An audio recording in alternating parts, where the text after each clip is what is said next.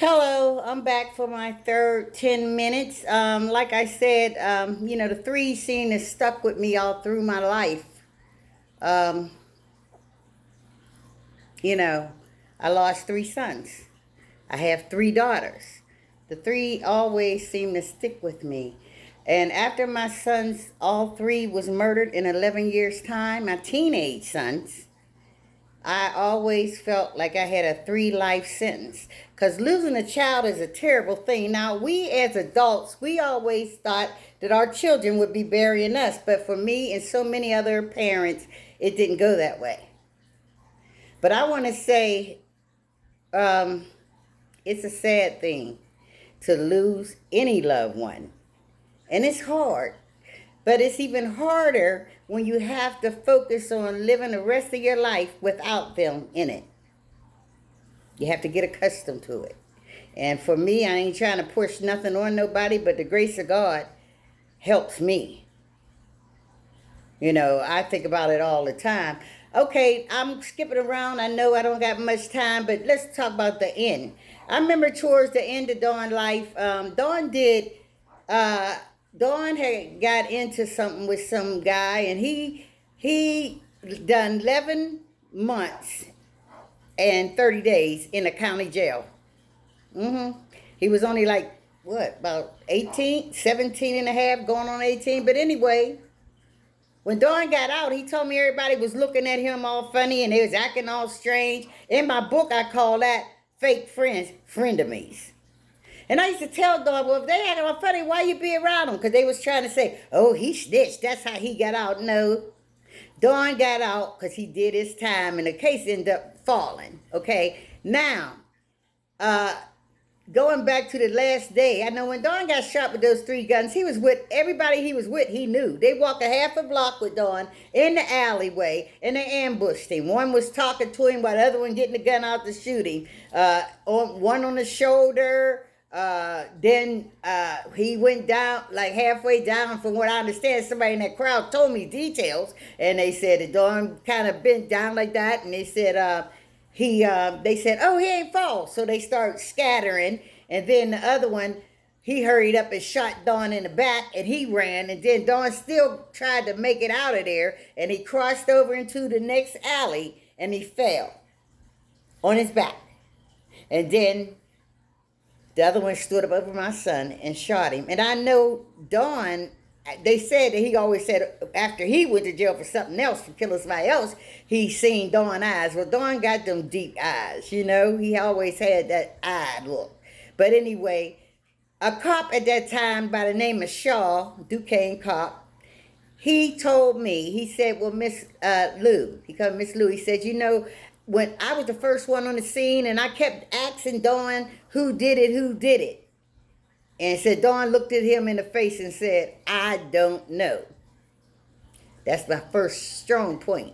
So my point, I say all that to say this, those who out there was tarnishing my son's name with their lie that spread like a deadly disease, uh,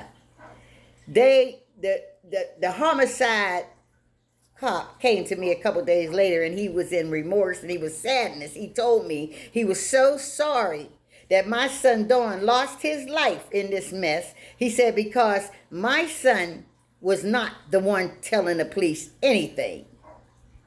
He said some of those that Dawn hung around with, he said a couple of those told them whatever they wanted to know. I wish to this day that they would have told me who it was. But they told me definitely some of those that he was around every day would tell them whatever they needed to know. There's cops always trying to find out what's going on in the hood. But he said, it wasn't your son, Miss Coward. I'm sorry, Dawn lost his life over this. And that hurts. Now my son is gone. He just got uncalled death. They shot him on a lie. Because I feel, even this is how I took it, even on his die, I know it's good to tell the police information, okay? But I'm going to get to that too. But even on my son's dying back, he ain't tell the cops nothing. And he was laying there dying. That speaks for itself. Yeah, definitely speak for itself. Man, like I said, losing a child is a terrible thing. When you got to sit on that front bench, in my book, when I went into the trauma room after my sons died for each one of them. Some parents don't get that opportunity, but I did. And there I stood looking at my child lifeless body. And like, I don't really, my trust issues is real bad. They're getting a little bit better, but God is smoothing me out.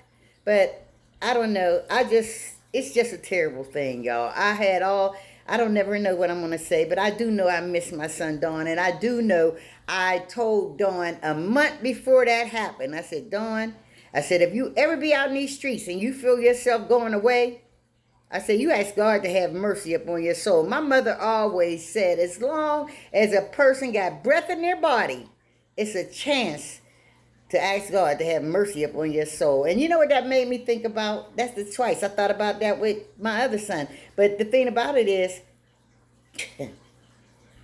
I don't know if y'all, I'm not getting biblical on y'all, but if you recall, hanging on the cross with Jesus Christ, it was two people there lived a reckless life.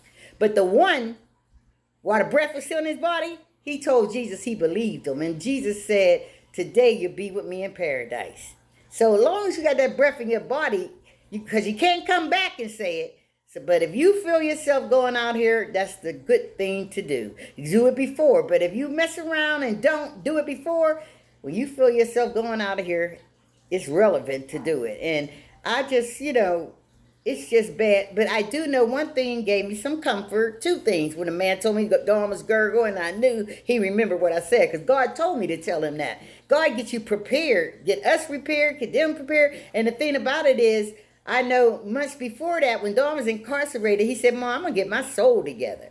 That was shocking to me, But when he got on the streets grabbed him and he backed in a tight squeeze. But if you believe in God and you ask God something, he can get you out. And another thing, I don't want to forget this part.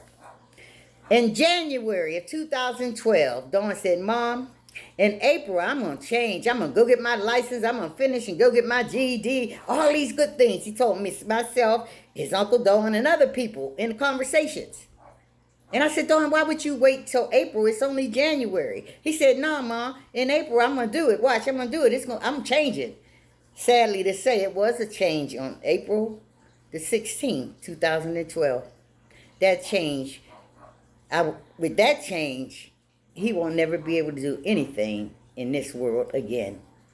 But I also want to share how, with losing 3 sons, people say, how you do it? I can't take the credit, because I know it have to be God carrying me. And it's like all these little things what people don't look at. It's like my son James was murdered on December the 5th. December the 11th, 2005. My son Harry was murdered May the 11th, 2001. So 5 days to get ready for the funeral. Well, we had the funerals on the 16th of those months. And then Dawn got killed on the 16th. See, I pay attention. I pay attention to every little detail of my son's deaths. And I want to say that I thank God for holding me up. This ain't what I was going to say, because I never know what I'm going to say, but I do know, I believe that my son had that moment to ask God to have mercy upon his soul. And I'm grateful. I'm grateful. I'm grateful. I believe that. I really will always believe that. And I do know that Dawn loved his brothers and mother and sisters, and we loved him.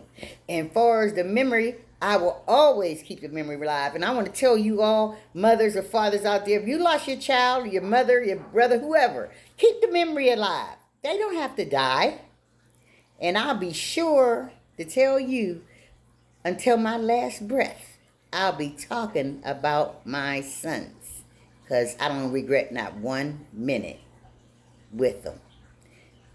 Harry was 18, James was 17, and Dawn was 19. And that's why I call this segment